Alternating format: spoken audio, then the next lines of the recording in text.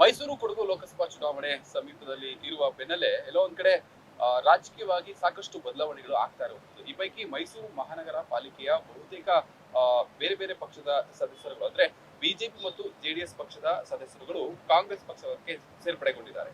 ಜೊತೆಗೆ ಇಲ್ಲೇನಾಗ್ತಾ ಇದೆ ಅಂತಂದ್ರೆ ಕೇವಲ ಮೈಸೂರು ಅಲ್ಲದೆ ಮೈಸೂರು ಕೊಡಗು ಭಾಗದಲ್ಲಿ ಸಾಕಷ್ಟು ನಾಯಕರುಗಳು ಕೂಡ ಬೇರೆ ಪಕ್ಷವನ್ನ ಬಿಟ್ಟು ಮುಖ್ಯಮಂತ್ರಿ ಸಿದ್ದರಾಮಯ್ಯ ಅವರ ನೇತೃತ್ವದಲ್ಲಿ ಕಾಂಗ್ರೆಸ್ ಪಕ್ಷವನ್ನ ಸೇರ್ಪಡೆ ಆಗ್ತಾ ಇದ್ದಾರೆ. ಈ ಮೂಲಕವಾಗಿ ಪಾಲಿಕೆ ಸದಸ್ಯರಾಗಿರ್ತಕ್ಕಂಥ ಜೆಡಿಎಸ್ ನವರಾಗಿದ್ದಂತ ಶೋಭಾ ಮೋಹನ್ ಅವರು ಕೂಡ ಇದೀಗ ಕಾಂಗ್ರೆಸ್ ಪಕ್ಷವನ್ನ ಸೇರ್ಪಡೆಗೊಂಡಿದ್ದಾರೆ. ಅವ್ರನ್ನ ಕೂಡ ನಾನು ಮಾತನಾಡಿಸ್ತೇನೆ. ಮೇಡಮ್, ಚುನಾವಣೆ ಸಮೀಪ ಇದೆ. ಸೊ ಎಲ್ಲೋ ಒಂದ್ ಕಡೆ ಈ ಬೆನ್ನಲ್ಲೇ ನೀವು ಕೂಡ ಜೆಡಿಎಸ್ ಅನ್ನ ಬಿಟ್ಟು ಕಾಂಗ್ರೆಸ್ ಪಕ್ಷವನ್ನು ಸೇರ್ಪಡೆ ಆಗಿದ್ದೀರಾ, ಯಾವ ಕಾರಣ? ಮೊದಲನೇದಾಗಿ ಜೆಡಿಎಸ್ ಮತ್ತೆ ಕಾಂಗ್ರೆಸ್ ಒಂದೇ ಒಂದು ಸಿದ್ಧಾಂತವನ್ನ ತತ್ವವನ್ನು ಇಟ್ಕೊಂಡಂತ ಒಂದು ಪಕ್ಷವಾಗಿತ್ತು. ಹಾಗಾಗಿ ನಾನು ಜೆಡಿಎಸ್ ಪಕ್ಷದಲ್ಲಿ ಇದ್ದೆ. ಹೇಳಿದಾಗೆ ಜಾತ್ಯತೀತ ಜನತಾದಳ ಅಂತ ಹೆಸರು ಇದ್ದಿದ್ದ ಕಾರಣ ತತ್ವ ಸಿದ್ಧಾಂತಗಳು ಒಂದೇ ಇದ್ದಿದ್ದು. ಹಾಗಾಗಿ ನಾವು ಜೆಡಿಎಸ್ ಅಲ್ಲಿ ಇದ್ದೆ. ಈಗ ಅವರು ಏನು ಬಿಜೆಪಿ ಪಕ್ಷದಲ್ಲಿ ಅವರು ಸೇರ್ಕೊಂಡಿದ್ದಾರೆ, ಅವರು ಕಂಪ್ಲೀಟ್ ಅವರು ತತ್ವ ಸಿದ್ಧಾಂತಗಳೇ ಬೇರೆ ಇದೆ.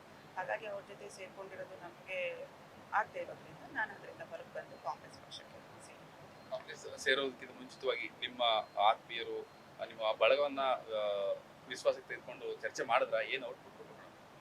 ಅಂದ್ರೆ ಕಾಂಗ್ರೆಸ್ ಪಕ್ಷದವ್ರನ್ನ ಹೇಳ್ತಾ ಇರ್ಬೋದು, ಇಲ್ಲ ನಮ್ಮ ಕಮ್ಯುನಿಟಿಯವರು ಇರ್ಬೋದು, ಅಥವಾ ನಮ್ಮ ಫ್ಯಾಮಿಲಿಲಿ ಗೊತ್ತಿರೋ ಅಂತವ್ರು ಇರ್ಬೋದು. ತುಂಬಾ ಸರಿ ನನಗೆ ಆಹ್ವಾನ ಕೊಟ್ಟಿದ್ದಾರೆ ಕಾಂಗ್ರೆಸ್ ಪಕ್ಷಕ್ಕೆ ಬನ್ನಿ ಅಂತ ಹೇಳಿದಾಗ. ನನಗೂ ಜೆಡಿಎಸ್ ಅಲ್ಲೂ ಅದೇ ತತ್ವ ಸಿದ್ಧಾಂತ ಇದ್ದಿದ್ರಿಂದ ನನಗೆ ಅವಾಗ ಹೋಗ್ಬೇಕಂತ ಅನ್ಸಿರ್ಲಿಲ್ಲ. ಆದ್ರೆ ಈಗ ಅವರು ಬಿಜೆಪಿ ಜೊತೆ ಸೇರ್ಕೊಂಡಿರೋದ್ರಿಂದ ನಾನು ಕಾಂಗ್ರೆಸ್ ಪಕ್ಷಕ್ಕೆ ಹೋಗೋದಕ್ಕೆ ಮನಸ್ಸು ಮಾಡಿ ಕಾಂಗ್ರೆಸ್ ಪಕ್ಷಕ್ಕೆ. ವಾರ್ಡಿನ ಜನತೆ ಏನ್ ಹೇಳ್ತಾ ಇದ್ದಾರೆ? ವಾರ್ಡಿನ ಜನತೆ ಈಗ ಎಲ್ಲಾರು ಇದ್ದಿದ್ದ ಪಕ್ಷದಲ್ಲೇ ಇರೋರು ಈಗ ಜೆಡಿಎಸ್ ಅಲ್ಲಿ ಇರೋರು ಮೇಡಮ್ ಇದೇ ಪಕ್ಷದಲ್ಲಿರಿ ಅಂತ ಹೇಳ್ತಾರೆ. ಅದ್ರಲ್ಲೂ ಕಾಂಗ್ರೆಸ್ ಪಕ್ಷದಲ್ಲಿ ಇರೋರು ಮೇಡಮ್ ನೀವು ಬಂದಿದ್ದು ತುಂಬಾ ಖುಷಿ ಆಯ್ತು ಅಂತ ಹೇಳ್ತಾರೆ. ಬಿಜೆಪಿ ಪಕ್ಷದವರು ಇನ್ನೊಂಥರ. ಹಾಗಾಗಿ ಮೂರೂ ಪಕ್ಷದವರು ಮಿಕ್ಸ್ ಇರೋದ್ರಿಂದ ಒಬ್ಬೊಬ್ರು ಒಂದೊಂದು ರೀತಿ ಹೇಳ್ತಾರೆ. ಬಟ್ ನಾವು ನಮ್ಮ ತತ್ವ ಸಿದ್ಧಾಂತಗಳು ಏನಿದೆ ಅದ್ರ ಮೇಲೆ ನಾನು ಬದ್ಧವಾಗಿರೋದ್ರಿಂದ ನಾನು ಕಾಂಗ್ರೆಸ್ ಪಕ್ಷ ಸರಿ ಅಂತ ಹೇಳಿ ನಾನು ಕಾಂಗ್ರೆಸ್ ಪಕ್ಷವನ್ನು ಆಯ್ಕೆ ಮಾಡ್ಕೊಂಡಿದ್ದೆ. ಬಹಳ ಕ್ಯಾಲ್ಕುಲೇಟಿವ್ ನಲ್ಲಿ ರಾಜಕಾರಣಿಗಳಿರ್ತಾರೆ. ಅಂದ್ರೆ ಈ ಸಂದರ್ಭದಲ್ಲಿ ಪಕ್ಷ ಬಿಡೋದು ಅಂದ್ರೆ ದೊಡ್ಡ ಒಂದು ಸಮಸ್ಯೆನ ಹೆಗಲಿಗೆ ಎತ್ಕೊಂಡಂಗೆ. ಯಾಕಂದ್ರೆ ಒಂದ್ ಕಡೆ ಜೆಡಿಎಸ್ ಮತ್ತು ಬಿಜೆಪಿ ಮೈತ್ರಿ ಆಗ್ತಾ ಇದೆ.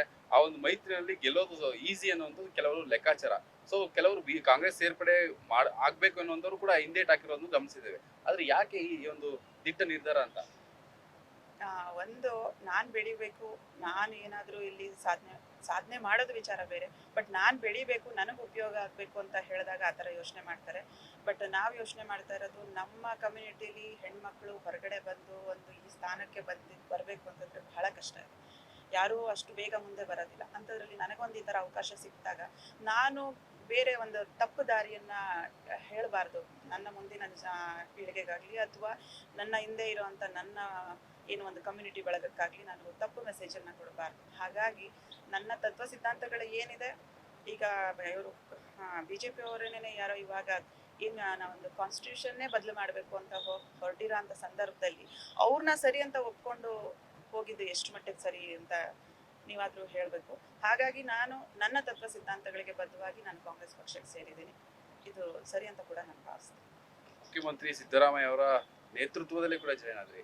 ಅವ್ರು ಏನಾದ್ರು ಒಂದು ನಿಮ್ಗೆ ಮುಂದಿನ ದಿನಗಳಲ್ಲಿ ಈ ರೀತಿಯ ಒಂದು ಅವಕಾಶ ಕೊಡ್ತೀವಿ ಅನ್ನೋ ಅಶ್ಯೂರೆನ್ಸ್ ಏನಾದ್ರು ಮಾಡಿದಾರ, ಹೇಗೆ? ಅಲ್ಲ, ಈಗ ನಾವು ಈಗ ಕಾರ್ಪೊರೇಟರ್ ಆಗಿದ್ವಿ. ಮುಂದಿನ ದಿನಗಳಲ್ಲಿ ಕಾರ್ಪೊರೇಟರ್ ಆಗಿ ಒಂದು ಪವರ್ ಇದ್ರೆ ಸ್ವಲ್ಪ ಜನಗಳಿಗೆ ನಾವು ಬೇಗ ಹತ್ರ ಸಿಗ್ತೀವಿ. ಇಲ್ಲ ಅಂತಂದ್ರೆ ಕೆಲಸವನ್ನ ಮಾಡ್ಕೊಂಡು ಹೋಗ್ತಿರ್ತೀವಿ. ಈ ತರ ಮುಂದಿನ ದಿನಗಳಲ್ಲಿ ಒಳ್ಳೇದಾಗುತ್ತೆ ಅಂತ ಹೇಳಿದ್ದಾರೆ. ನಾವು ಕೂಡ ಒಂದು ಕೆಲಸ ಮಾಡ್ಕೊಂಡು ಹೋಗ್ತಾ ಇದ್ರೆ ಒಂದು ಒಳ್ಳೆ ದಿನ ಬಂದಾಗ ನಮ್ಗೊಂದು ಅವಕಾಶ ಆಗತ್ತೆ. ಹಾಗಾಗಿ ಏನು ನಿರೀಕ್ಷೆ ಇಟ್ಕೊಂಡು ಏನೋ ಬಂದಿಲ್ಲ, ಬಟ್ ಒಳ್ಳೆ ಕೆಲಸಗಳನ್ನ ಮಾಡ್ತೀವಿ. ಅವರು ಸಿದ್ದರಾಮಯ್ಯ ಅವರನ್ನು ಒಳ್ಳೇದಾಗತ್ತೆ ಮುಂದಿನ ದಿನಗಳಲ್ಲಿ ಅಂತ ಆಶೀರ್ವಾದ ಮಾಡಿದ್ದಾರೆ. ನಾನು ಅದು ಕೂಡ ನಂಬಿದ್ದೆ. ವಾರ್ಡಿನ ಜನತೆ ಮುಂದೆ ಕಾಂಗ್ರೆಸ್ ಅಭ್ಯರ್ಥಿಯಾಗಿ ನೋಡ್ತಾರೆ. ಖಂಡಿತ ಈ ಕಾಂಗ್ರೆಸ್ ಬಂದ್ಮೇಲೆ ಕಾಂಗ್ರೆಸ್ ಅಭ್ಯರ್ಥಿಯಾಗಿ ನೋಡ್ಬೇಕಲ್ಲ. Thank you. ಎಸ್, ಇದಿಷ್ಟು ಶೋಭಾ ಮೋಹನ್ ಅವರ ಮಾತಾಗಿರುವುದು. ಅಂತಂದ್ರೆ ಎಲ್ಲ ಒಂದ್ ಕಡೆ ತತ್ವ ಸಿದ್ಧಾಂತಗಳು ಹೇಗಿತ್ತೋ ಅದರ ರೀತಿಯಾಗಿ ಇದ್ದಿದ್ರೆ ಖಂಡಿತವಾಗಿ ಕೂಡ ಜೆಡಿಎಸ್ ಪಕ್ಷದಲ್ಲೇ ಉಳ್ಕೊಳ್ತಾ ಇದ್ವಿ. ಆದ್ರೆ ಎಲ್ಲ ಒಂದ್ ಕಡೆ ಬಿಜೆಪಿ ಜೊತೆಗೆ ಕೈ ಜೋಡಿಸಿರೋದ್ರಿಂದ ಒಂದು ಸಮುದಾಯಕ್ಕೆ ಒಂದು ನಾವು ಮಾದರಿ ಆಗ್ಬೇಕು. ಆ ನಿಟ್ಟಿನಲ್ಲಿ ಕಾಂಗ್ರೆಸ್ ಪಕ್ಷವನ್ನ ಸೇರ್ಪಡೆಗೊಂಡಿದ್ದೇನೆ ಅನ್ನುವಂಥ ಮಾತುಗಳನ್ನು ಕೂಡ ತಿಳಿಸ್ತಾ ಇರುವಂತದ್ದು. Camera person